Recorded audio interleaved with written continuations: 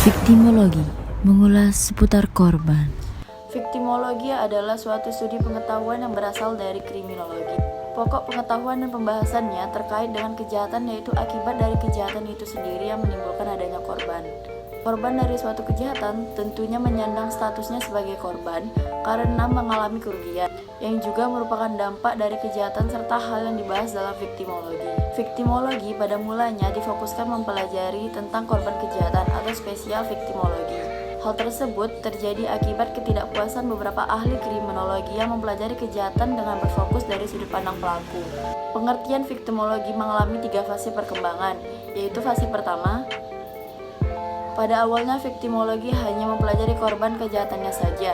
Pada fase ini dikatakan sebagai penal or special viktimologi.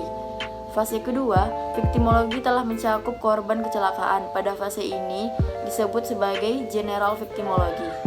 Pada fase ketiga, viktimologi sudah berkembang lebih luas lagi, yaitu mengkaji permasalahan korban penyalahgunaan kekuasaan dan hak-hak asasi manusia.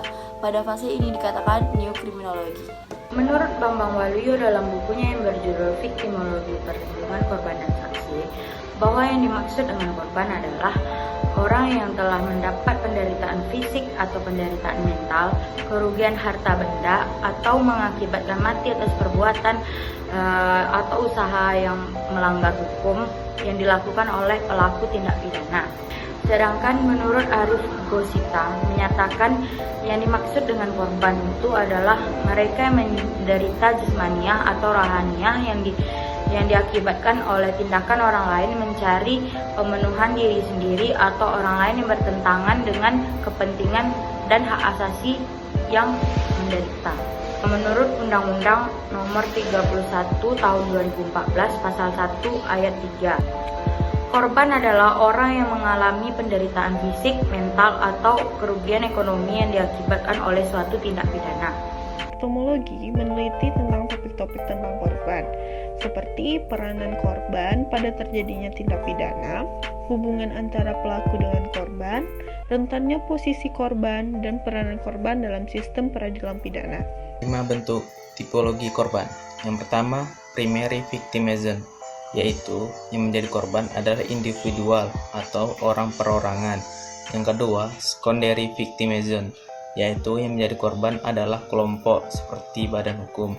Yang ketiga, tertiary victimism, yaitu yang menjadi korban adalah masyarakat luas. Yang keempat, mutual victimism, yaitu yang menjadi korban adalah si pelaku itu sendiri, seperti contohnya narkotika atau pemakai. Yang kelima, no victimism. Nah, no yang dimaksud di dalam ini bukan berarti tidak ada korban, melainkan korban tidak segera dapat diketahui, seperti contohnya konsumen yang tertipu dalam menggunakan suatu hasil produk. Karena pada dasarnya ada 3 hal pokok berkenaan dengan manfaat studi tentang viktimologi, yaitu 1. Manfaat yang berkenaan dengan pemahaman batasan korban, pencipta korban yang terjadinya hak korban. Kedua, manfaat yang berkenaan dengan penjelasan tentang peran korban dalam suatu tindak pidana, usaha membela hak-hak korban dan pelindungan hukumnya. Ketiga, manfaat yang berkenaan dengan usaha pencegahan terjadinya korban. Sangat menarik kan, di kriminologi bukan hanya membahas tentang kejahatan saja, tetapi ada 4 fokus kejahatan yang akan dibahas, yaitu Pelaku kejahatan, Korban kejahatan, Kejahatan itu sendiri, Dan masyarakat. dan yang masih bingung mau kuliah di mana? dan merasa tertarik dengan jurusan kriminologi. nah langsung aja daftar di program studi kriminologi Universitas Islam Riau. Cuma ada 3 di Indonesia, UIR salah satunya. Kriminologi kuat, Kuat. Kuat.